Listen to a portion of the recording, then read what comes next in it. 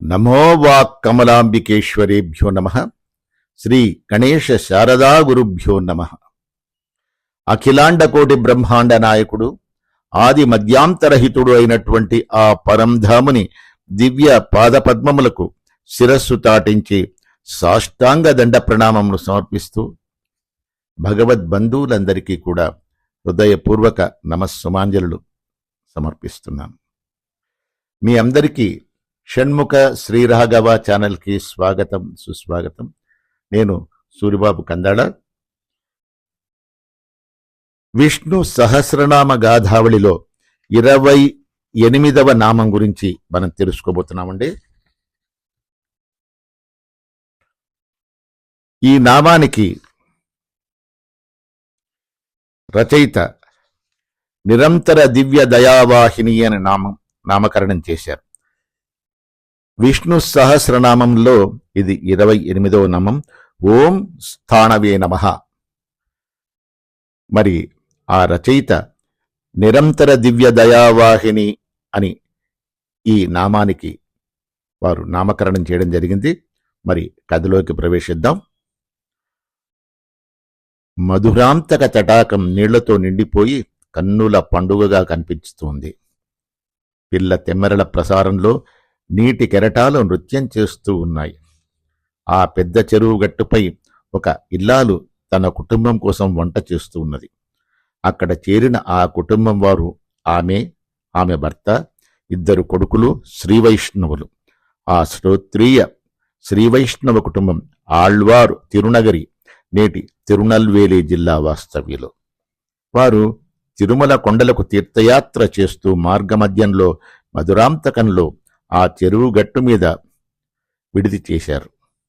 ఆ గృహిణికి ఆళ్వారుల పాసురాలు 4000 పైసలకు కంఠస్థంగా వస్తాయి. ఆమె తీయని గొంతునెత్తి ఆ పాసురాలు శ్రావ్యంగా పాడుకుంటూ వంట చేస్తూ ఉంది. ఆమె మధుర కంఠం చెవులూరించే వంటకాల వల్ల ఆకర్షింపబడి ఒక పెద్ద బల్లి ఆమె దగ్గరకు చేరింది. ఆ బల్లి ఆమె పాడే పాసురాలలో లీనమైపోయినట్లుగా కదలకుండా మెదలకుండా అక్కడే ఉండిపోయింది. ఆమె కొడుకులు 2 తల్లి పాడే పాసురాలకు తాము కూడా పల్లవిగా అనుకరిస్తూ పాడుతూ ఉండేవారు. ఆ బల్లిని చూచారు. అది మామూలు బల్లి కాదు. ఆ బల్లిని ఉడుము అని అంటారు. ఉడుము పట్టిన పట్టు వదిలిపెట్టదు అంటారు. దానిని రంపంతో కోసినా సరే అది పట్టిన పట్టు చచ్చి 2 ముక్కలైనా సరే వదలదు. పూర్వకాలంలో వీరభటులు కోట ప్రాకారాలు ఎగబ్రాకడానికి ఉడుములకు తాళ్లు కట్టి వదిలి ఆ తాళ్ల వెంట పైకెక్కేవారు. ఆ విషయాలు ఆ 2 పిల్లలు చర్చించుకుంటూ ఉడుము లక్షణాలను గూర్చి తమ తండ్రిగారు చెప్పినట్టి మాటలు స్మరించారు. ఇంతలో ఆ చర్చలోకి వారి తండ్రిగారు కూడా చేరారు. ఎందుకురా ఈ వృధా వాగ్వివాదం? తిరువాయిమొళిలోని చిట్ట చివరి శతకం 100 పాసురాలు చదవమని నేను మీకు చెప్పాను కదరా అని తండ్రిగారు తనయులను గద్దించారు.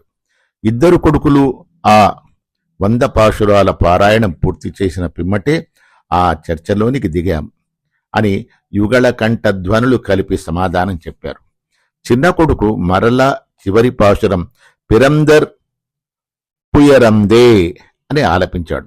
ఈ చివరి 2 పాసురాలు పఠించిన వారు మరణానంతరం ముక్తిని చెంది వైకుంఠం చేరి వారికంటే గొప్పవారలుగా జీవన్ముక్తులుగా భూలోకంలో బ్రతకగలరని ప్రతీతి. ఆ పిల్లల తల్లి పులిహోర చేసి వాళ్లకు పెట్టింది. వారిలో ఒకడు అందులో కొన్ని మెతుకులు ఆ ఉడుముకు పడవేశాడు. ఆ సువాసనచే ఆకర్షింపబడి అది ఆ పులిహోర మెతుకులు తినేసింది. ఆ అబ్బాయి మంచినీళ్లు తాగుతూ పాసురాలు వల్లించిన ఆ నోటితో ఆ నీళ్లని ఉమ్మాడు.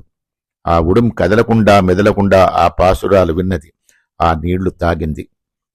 ఆ శ్రీవైష్ణవ కుటుంబం మధురాంతకం నుండి బయలుదేరి తిరుమల తీర్థయాత్రకు వెడలి శ్రీ వెంకటేశ్వర స్వామి వారిని సేవించి తిరిగి వస్తూ మళ్లీ మార్గమధ్యంలో ఆ మధురాంతకం చెరువు గట్టు మీదనే విడిది చేశారు. కానీ అప్పుడు అక్కడ వారికి ఆ ఉడుము కనిపించలేదు. వారు అక్కడి నుండి స్వగ్రామం చేరుకున్నారు. యాదవ ప్రకాశుడు కాంచీపురంలో సుప్రసిద్ధ పండితుడు. ఆ విద్వాంసుని దగ్గర పలువురు విద్యార్థులు వేదాంతమును అభ్యసించేవారు. వారిలో శ్రీపెరంబుదూరు నుంచి వచ్చిన శ్రీ రామానుజుడు యువక విద్యార్థులలో ఒకరు. ఆ కాలమున పల్లవరాజులలో ఒకరు ఆ ప్రాంతమును పరిపాలించుతూ ఉండేవారు. అతనికి సుందరాంగి అయిన ఒక కూతురు ఉండేది. అయితే ఆమె పిశాచగ్రస్త అయింది. ఆ పల్లవ ప్రభువు యాదవ ప్రకాశకుని ఆహ్వానించి రాజపుత్రికకు దయ్యము నుండి విముక్తి కలిగించమని ప్రార్థించాడు. యాదవ ప్రకాశకుడు శిష్య సమేతంగా అంతఃపురమునకు వెళ్లి పూజలు చేసి ధ్యాన యోగంలో కూర్చొని ఆ రాజకన్యకపై మంత్రజలము చల్లి, ఓ భూత పిశాచమా, వెంటనే నీవు రాజపుత్రికను వదిలి వెళ్ళిపో అని ఆదేశించారు. అంతటా ఆ రాజపుత్రిక కంఠస్వరమును భిన్నమైన కంఠస్వరంతో, ఆ పిశాచం పోవయ్యా పో, నీ మంత్రాలకు నేను జంకేది లేదు. నీ పూర్వజన్మ వృత్తాంతం నాకు తెలియదనుకుంటున్నావేమో. మధురాంతకం తడాక తీరంలో ఊడుము నీవు. శ్రీ వైష్ణవుల పులిహోర కొంత మింగి యాదృచ్ఛికంగా తిరువాయుమోళి పాసురాలు విన్న పుణ్యం వల్ల నీకు మనుష్య జన్మ వచ్చి వేదాంత పండితుడివయ్యావు. కాని నీకు ఇంకా పూర్వజన్మ వాసనలు, ఆ ఉడు మంకుపట్టు పూర్తిగా పోలేదు. నేను ఈ రాజకన్యకును వదిలిపెట్టాలి అంటే ఒకటే ఉపాయం ఉంది. నీ శిష్యుడు రామానుజుడు మహానుభావుడు. ఆయన తన కాలిని రాజపుత్రిక నెత్తిమీద పెట్టమను, నేను వెళ్ళిపోతాను అని బదులు పలికింది. యాదవ ప్రకాశకుడు గుణుక్కుంటూ, నీ మాటలు నిజమని నేను ఎలా నమ్మేది అన్నాడు. సరే, రామానుజుని పాదస్పర్శ నీ సందేహం తీర్చుగాక. అంతేకాక నేను వెళ్ళిపోయేటప్పుడు అదిగో ఆ చింత చెట్టు కొమ్మ పిడుగుపడినట్లు కిందకు పడిపోతుంది అన్నది భూతం. యాదవ ప్రకాశకుని ఆజ్ఞను పురస్కరించుకొని రామానుజుల వారు రాజపుత్రిక శిరస్సుపై తన పాదం మోపారు. అంతలో చింత చెట్టు కొమ్మ పెనుగారికి విరిగినట్లుగా ఫెళఫెళమని విరిగి నేలపై పడి పెద్ద చప్పుడు చేసింది. రాజకుమారుని వీడి పిశాచం పారిపోయినట్లు రుజువైంది. తన కుమార్తె తేరుకున్నందుకు పల్లవ ప్రభు సంతోషించాడు. యాదవ ప్రకాశుని శిష్య సమేతంగా సత్కరించాడు. యాదవ ప్రకాశకునికి రాజ సత్కారంతో పాటు కీర్తి ప్రతిష్టలు లభించాయి. కాని అతని మనస్సును 2 అంశాలు కలతపెట్టాయి. అతని పూర్వజన్మ వృత్తాంతము, రామానుజుని మహిమ, ఈ 2 కూడా అతనిని చాలా కలతపెట్టాయి. యాదవ ప్రకాశకునకు రామానుజునిపై అసూయ పెరిగింది. అయితే యాదవ ప్రకాశకుని తల్లి తనయుని ఓదార్చింది. నాయనా, నీ పూర్వజన్మ ఎటువంటిదైతే విచారించి లాభమేముంది? ఇప్పుడు నీకు మానవ జన్మ లభించింది. అంతేకాక వేదాంత పాండిత్యం కూడా సంక్రమించింది అని సంతోషించు. వరదరాజస్వామి వారి దయవలన నీకు మునుముందు మేలు కలగవచ్చు. యాదవ ప్రకాశమునకు ఊరట లభించలేదు.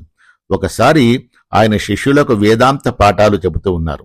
చాందోగ్యోపనిషత్తులోని యదాకాప్యాసం పుండరీకం ఏవం అక్షిణి 6వ కాండలోకి వాక్యానికి అర్థం చెబుతూ, సూర్యునిలో కనిపించే ఆ పురుషుడు హిరణ్మయుడు. హిరణ్మయమైనది అతని రూపం. సర్వం, గడ్డం, మీసాలు, గోళ్లు అంతా హిరణ్మయమే. అతని కన్నులు పుండరీకముల వలె కోతి ముడ్డివలె ఎర్రగా ఉంటాయి అని అన్నారు. యాదవ ప్రకాశకుని భాషా భేషజం అందరికీ తెలిసినట్టిదే. ఆయన సంస్కృత నిఘంటువు రచిస్తున్నారు కూడా. కప్యాసం అనే సమాసానికి ఆయనకు సరియైన అర్థం స్ఫురించలేదు. కపి అంటే అందరికీ సుపరిచితమైన అర్థం కోతి. ఆసం అంటే ముడ్డి. పరమాత్మ కన్నులు అభివర్ణించేందుకు ఆ అర్థం పొసగదని అతనికి తట్టకపోవడం శోచనీయం.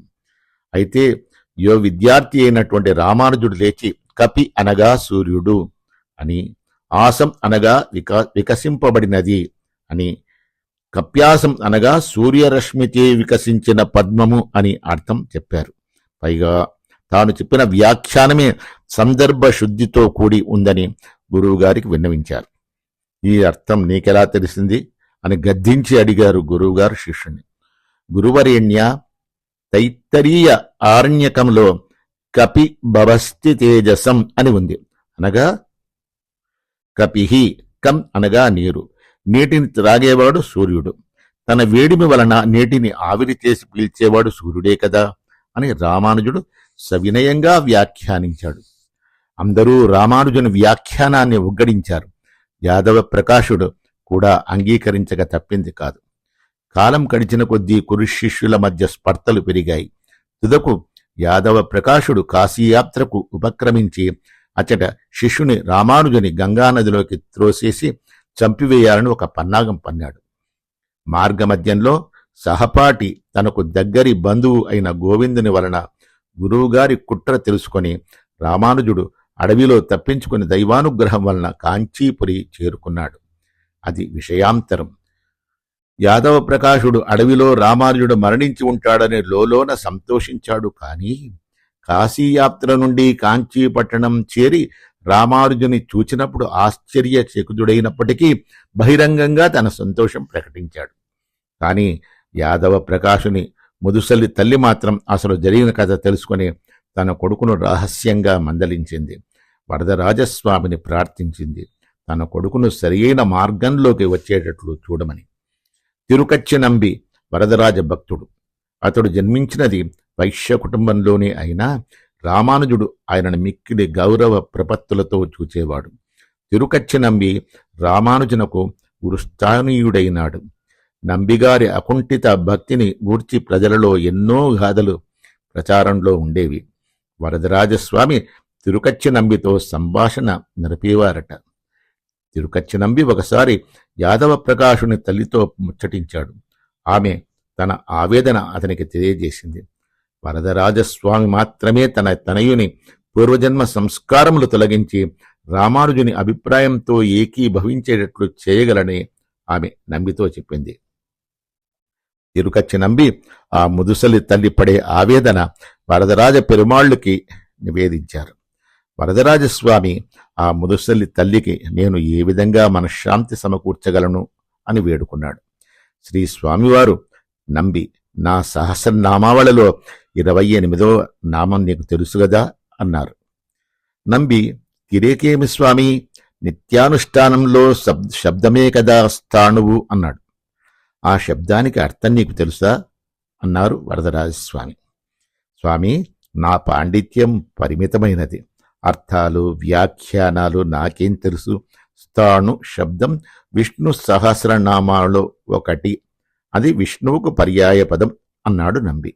అయితే సరేగాని నీవు ఆ శబ్దానికి అర్థం చెప్పమని యాదవ ప్రకాశుని అడుగు అది అని వరదరాజస్వామి నంబిని ఆదేశించారు.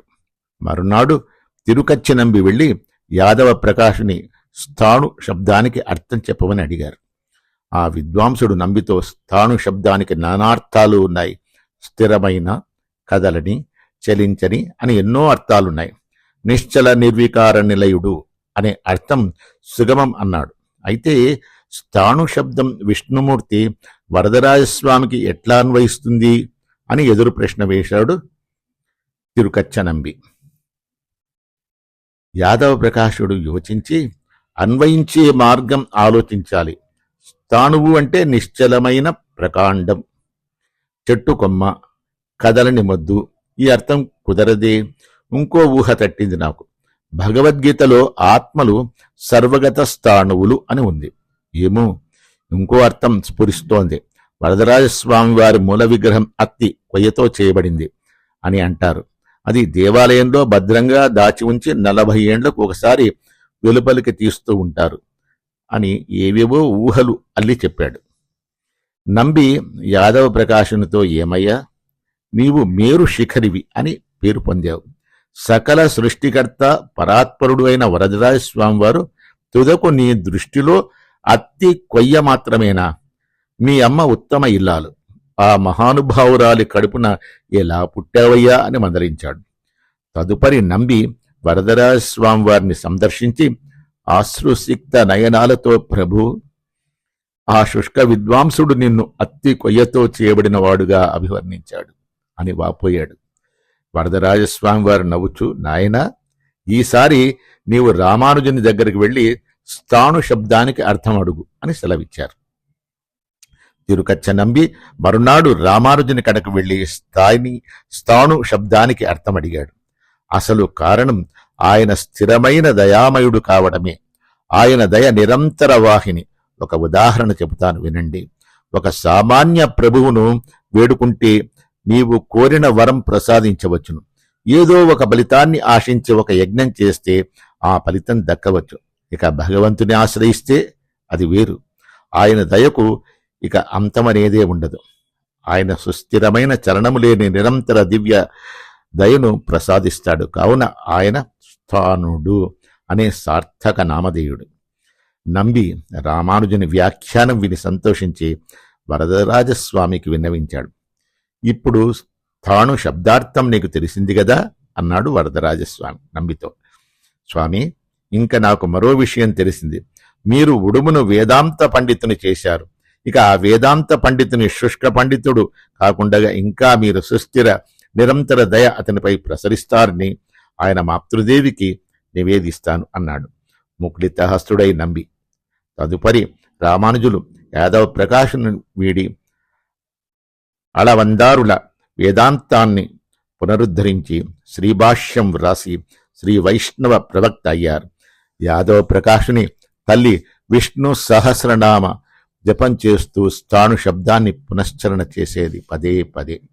చాలా కాలానికి రామానుజుల వారు శ్రీభాష్యకారులుగా దిగ్విజయ యాత్ర పూర్తి చేసుకుని శ్రీరంగం నుండి ఒకసారి కాంచీపురం వేయించేశారు. అప్పుడు యాదవ ప్రకాశుడు దేదీప్యమాన దివ్య వర్చస్సులో విరాజిల్లే భాష్యకారులను చూచి శ్రీవైష్ణవ మతంలో చేరి పంచ సంస్కారాలు పొందారు. గురువుగారు శిష్యునకు శిష్య పరమాణువుగా మారిపోవడం వింతల్లో వింత. అరుదైన ఆ వింతకు యాదవ ప్రకాశుడు ఒక ఉదాహరణ. యాదవ ప్రకాశుడు తాను చేసిన అపరాధాలన్నీ రామానుజుల వారికి విన్నవించి పశ్చాత్తాపంతో క్షమాభిక్ష అర్థించాడు. రామానుజుల వారు వైశాఖ సమారాధనలో వరదరాజస్వామి వారి గరుడోత్సవ సమయంలో యాదవ ప్రకాశునకు ప్రసన్నత ప్రసాదించి శరణాగతి దీక్షను అనుగ్రహించారు. యాదవ ప్రకాశకులు సన్యాస దీక్షాచరణంపై గొప్ప గ్రంథం వ్రాశారు. కపి శబ్దానికి రామానుజుల వారు చెప్పిన వ్యాఖ్యానం ఆయన తన నిఘంటువులో చేర్చారు. ఒకానొకప్పుడు మధురాంతక తటాకం గట్టు మీద ఉడుముగా బ్రతికిన యాదవ ప్రకాశకులు శ్రీ మహావిష్ణువు యొక్క నిరంతర దివ్య దయచేత పండితుడై తదుపరి ప్రసన్నుడై చిట్ట చివరకు వైకుంఠం చేరి అచట నిత్య సూర్యులలో ఒకడుగా నేటికి నిలిచి ఉన్నాడు. ఈ కథ నుండి తెలియనగు గుణపాఠం ఏమిటి? భగవంతుని నిర్వ్యాజ నిరంతర దివ్య దయ ఎట్టి కీటకమునైనా చావు పుట్టుకలు లేక సమస్త కళ్యాణ గుణ సంపన్నుడైన విష్ణు సన్నిధిలో విష్ణు అంశ అనుభవించేటట్లు చేయగలదు.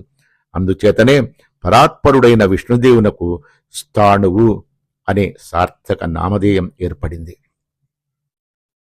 ఈ కథకు ఆధారం గురు పరంపరల్లో వర్ణించబడిన సన్నివేశాలు. ఇందులో నేను కల్పించినది యాదవ ప్రకాశుని యొక్క తల్లి భూమిక. ఆమెకు తిరుకచ్చి నంబికి మధ్య జరిగిన సంభాషణ. ఇది కూడా కేవలం కల్పనా కథ అని అనకూడదు. ఇది నా మనోనేత్రానికి కనిపించిన సన్నివేశం. ఈ దివ్య దృష్టి నాకు ఆచార్య కటాక్షం వల్ల లభించింది అని నా నమ్మకం. నా పితృదేవుల ఆశీర్వాద బలం నాకు ఈ శక్తిని ప్రసాదించింది. పూర్వజన్మలో నేను ఏ క్రిమికీటకమునో ఇప్పుడు ఈ మానవ జన్మ ఇట్టి దివ్య దృష్టి నాకు లభించడానికి కారణం ఆచార్య కృపయే. దేశకుల వారు సాయించిన వరదరాజస్వామి ఈ అభిప్రాయాలనే ధ్వనిస్తోంది. స్వామి పరాశర భట్టరు వారు విష్ణు సహస్రనామములకు సాయించిన వ్యాఖ్యానం నిరుక్తిలో స్థాణు శబ్దానికి ఇచ్చిన వివరణ. సంశయమయ్యా శివం సర్వం విశ్రాణ్యాపి శివం బహు స్వయం న విశ్రామ్యతి యః సః స్థాణుః పరికీర్తితః. విష్ణుదేవుని నిరంతర దివ్య దయావర్షమునకై మనం ఓం స్థాణవే నమః అని జపించుదుంగాక. పరమ భక్తాగ్రీశ్వరులారా, ఈ విధంగా మనకు ఆధ్యాత్మికమైనటువంటి భౌతికమైనటువంటి అభ్యుదయము చేకూరుట తథ్యము కూడా. ఓం స్థాణవే నమః. ఎంత గొప్ప నామం ఉండి. మరి ఈ అవకాశాన్ని నాకు ప్రసాదించినటువంటి ఆ పరాత్పరుని దివ్య పాద పద్మములకు మరొక్కమారు శిరస్సు తాటించి సాష్టాంగ దండ ప్రణామములు సమర్పిస్తూ జై శ్రీమన్నారాయణ, జై శ్రీమన్నారాయణ, జయ శ్రీమన్నారాయణ జయ జయ జయ జయ శ్రీమన్నారాయణ జయ శ్రీమన్నారాయణ జయ శ్రీమన్నారాయణ జయ జయ జయ జయ శ్రీమన్నారాయణ జయ శ్రీమన్నారాయణ జయ శ్రీమన్నారాయణ జయ జయ జయ జయ శ్రీమన్నారాయణ.